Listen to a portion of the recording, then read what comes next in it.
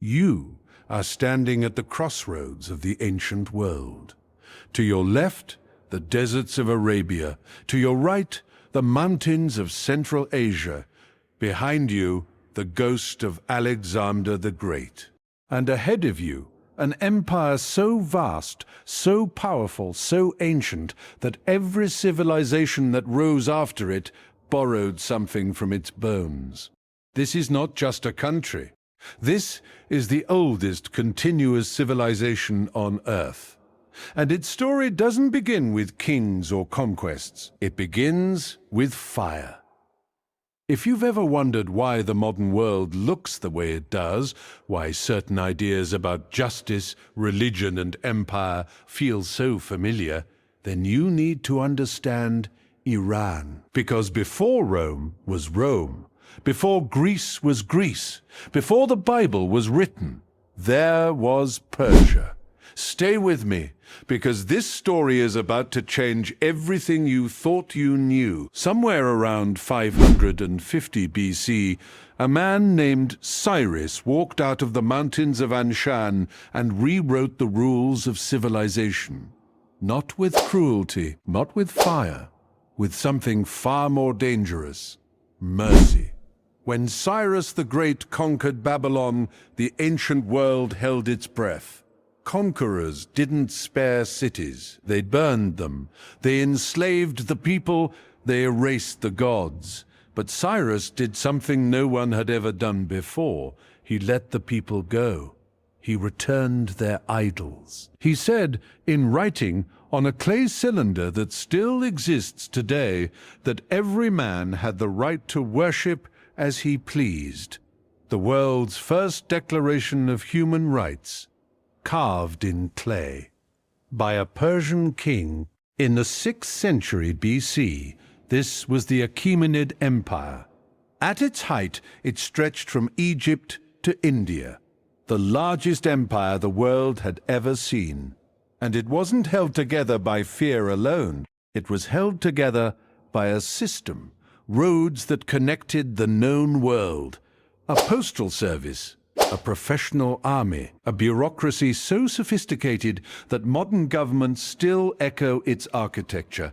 But empires that rise that high cast very long shadows. The Greeks called them barbarians. History has mostly let that slander stand. What actually happened between Persia and Greece is one of the most consequential conflicts in human history. The Persian Wars, Marathon, Thermopylae, Salamis, are taught in every Western classroom as the triumph of democracy over tyranny. But here's what the textbooks quietly skip. Persia wasn't the villain of that story. It was the superpower that the scrappy underdog happened to beat, and even then, barely. When Alexander of Macedon finally broke through Persian defenses and burned the great palace of Persepolis in 330 BC, he wept. Whether from guilt or awe or pure theater, no one knows. But standing in the ruins of the greatest empire the world had ever built, even the man who destroyed it recognized what had been lost. Persia didn't vanish. It absorbed its conqueror. Within a generation, Alexander's successors were dressing like Persian kings, marrying Persian women, adopting Persian customs. Greece conquered Persia, but Persia civilized Greece. What followed was 1,000 years of resurrection.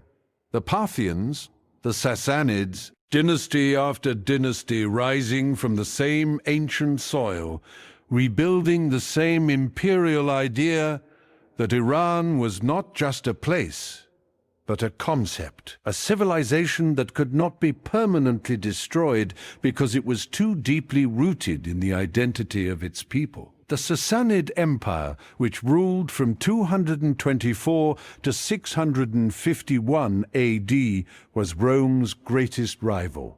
For 4 centuries, they fought each other across deserts and mountain passes in a conflict so exhausting, so total, that when the Arab armies arrived from the south in the 630s, neither Rome nor Persia had anything left to give. What happened next would change Iran forever, and the echoes of that moment still shape the world today.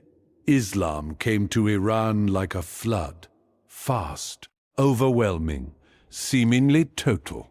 But here's what's remarkable. Iran converted to Islam, and then quietly, systematically, over the next 2 centuries made Islam Iranian. Persian became the sacred language of Islamic poetry. Persian scholars became the architects of Islamic philosophy, mathematics, and medicine. Ibn Sina, Avicenna, the man whose medical encyclopedia was used in European universities until the 1700s. Al-Biruni, Omar Khayyam, Rumi, all Persian, all Muslim, all world-changing. And then came the Mongols. If the Arab conquest was a flood, the Mongol invasion of the 13th century was an extinction event. Genghis Khan's armies didn't just conquer cities, they deleted them.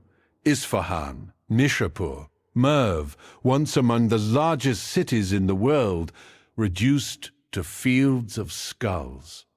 Historians estimate that the Mongol invasions killed somewhere between 1/3 and half of Iran's entire population. The agricultural systems that had sustained Persian civilization for millennia were destroyed. The underground water channels, the qanats, that had turned desert into farmland were deliberately collapsed. Iran nearly ceased to exist. And yet, within a century, the Mongol rulers of Iran had converted to Islam, were speaking Persian, were funding Persian art and architecture, were becoming, in every meaningful sense, Persian. A civilization that could do that to its conquerors, not once, but repeatedly, is not a civilization that can be killed. It can only be interrupted. The 16th century brought the Safavid dynasty and one of the most consequential decisions in Iranian history. Shah Ismail declared Shia Islam the state religion of Iran. In a Muslim world that was overwhelmingly Sunni, this was an act of extraordinary defiance. It created a religious identity so distinct, so fiercely maintained, that it became the core of what it meant to be Iranian. It also set the stage for centuries of conflict with the Ottoman Empire to the west, a rivalry that mirrors in eerie ways the tensions that persist in the Middle East today. The Safavids built Isfahan into one of the most beautiful cities in the world. They created an artistic golden age, miniature paintings, carpet weaving, architecture that made travelers from Europe weep with envy. And then, like every golden age before it ended. The 19th and 20th centuries brought new conquerors, not with armies, but with oil. When British engineers discovered petroleum beneath Iranian soil in 1908, the ancient game of empire restarted. Britain, Russia, America.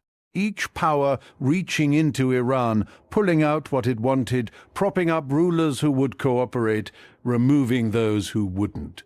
In 1953, a democratically elected prime minister named Mohammad Mossadegh made the mistake of trying to nationalize Iranian oil, to give Iranians ownership of their own resources. The CIA and British intelligence organized a coup. Mossadegh was overthrown. The Shah was reinstated, and the wound cut so deep into the Iranian national psyche that it has never fully healed. 26 years later, the revolution came. 1979. The streets of Tehran filled with millions of people. The Shah fled, and a 79-year-old cleric named Ayatollah Khomeini stepped off a plane and into power, launching an Islamic Republic that still stands today, defiant, complicated, and impossible to reduce to a simple story. What do you do with a civilization this old, this layered, this impossible to contain within a single narrative? Iran is Cyrus and Khomeini. It is Rumi's poetry and the Revolutionary Guard. It is one of the oldest democracies in spirit and one of the most contested governments in practice.